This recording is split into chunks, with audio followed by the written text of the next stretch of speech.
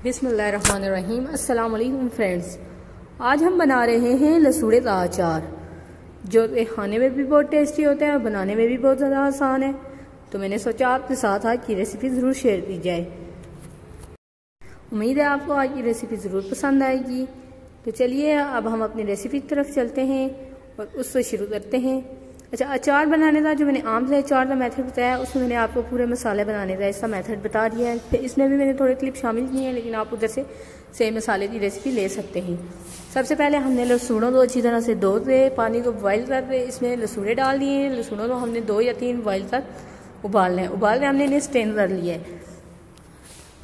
इस बर्तन में आपने लसूड़े रखने हैं। उन बर्तन को अच्छी तरह से ऑयली कर लें, उनसे नीचे ऑयलिंग कर लें अच्छी तरह से ब्रश की मदद से। तो हमने वो भी कर लिया है। अब हम अपने मसाले की तरफ चलते हैं। जो मसाले मैंने डाले हैं वो सारे मैंने आपको शो बता दिए हैं। उसमें हमने जो मसाले डाले हैं वो सारे मैं आपको बता देती हूँ। मसाले के अंदर सबसे पहले हमने कलवंजी ले लिया है 2 टेबल स्पून। ये आप ना अचार की क्वान्टिटी पे होता है जो आप इतना मसाला बना रहे हैं। फिर हमने दड़ा मिर्चें ले ली हैं, ज़ीरा ले लिया है हमने, और हाँ सबसे अहम इंग्रेडिएंट सरसों या राई दाना जिसको आप बोलते हैं वो भी आप ले सकते हैं। और इसके बाद हमने नमक ले लिया है,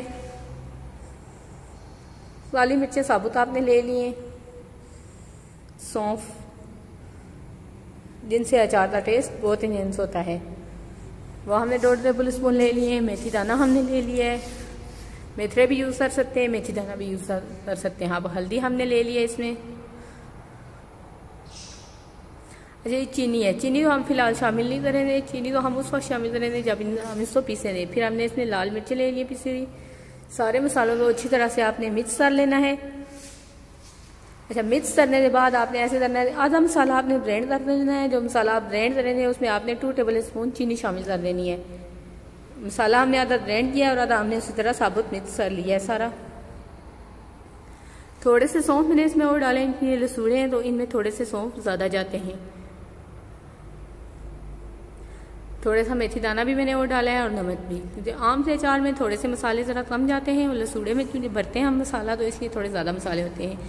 इसके बाद हमने सरसों का तेल ही इसमें डालना है और इस मसाले को हमने अच्छी तरह से मिक्स कर लेना है, इसे मिक्सचर सा बना लेना है। फिर जो आपने लसूड़े उबाल के रख लिए थे उनको साफ करते जाना है साथ साथ, और साथ साथ उन्हें थोड़ा सा ऊपर से तोड़ दें अपने हाथ की मदद से, उसके अंदर थोड़ा सा मसाला डाल दें, उसे अच्छी तरह से बंद करें और ऐसे रखते जाएँ।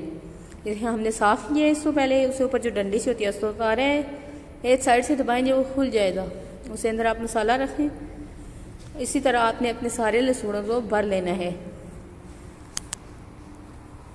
सारे लसूड़े जब आपने भर जाएंगे तो आपने इनको 3 आवर्स के लिए पंखे के नीचे स्टे करवाना है। फ़ौरन आपने ऑयल में नहीं डालने हैं, आपने इनको स्टे करवाना है। ये ज़रा नरम नरम से हो जाए, मसाला इनके अंदर रच बस जाए अच्छी तरह से। जब ये पंखे के नीचे सूख जाएंगे, मतलब सूखते हैं तो नहीं क्योंकि ऑयली है ना, इनका मसाला जो है वो इनके अंदर चला जाएगा।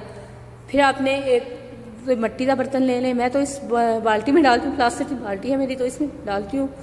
2-3 साल तो आप आराम से अचार निकाल जाते हैं, बिल्कुल ख़राब नहीं होता, बिल्कुल सही रहता है।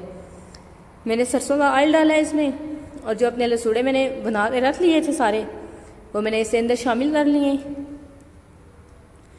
लसूड़ों को अच्छी तरह से मैंने इस तेल के अंदर मिक्स कर दिया। हाँ, इतना तेल होना चाहिए कि आपने लसूड़े जो हैं तेल के अंदर डूबे हुए हों। फिर आपने इसके ऊपर ढकना नहीं देना, तो साफ कपड़ा ले लें, इसे ऊपर से अच्छी तरह से टाइट करके बांध देना है और इसे आपने रोज़ धूप में रखना है 5-6 दिन तक। तो देखें आपका अचार इतना ज़बरदस्त तैयार होता है। आप ऐसा मिक्स अचार डालें, वो बहुत ही मज़े का अचार तैयार होता है आपका। उम्मीद है आपको रेसिपी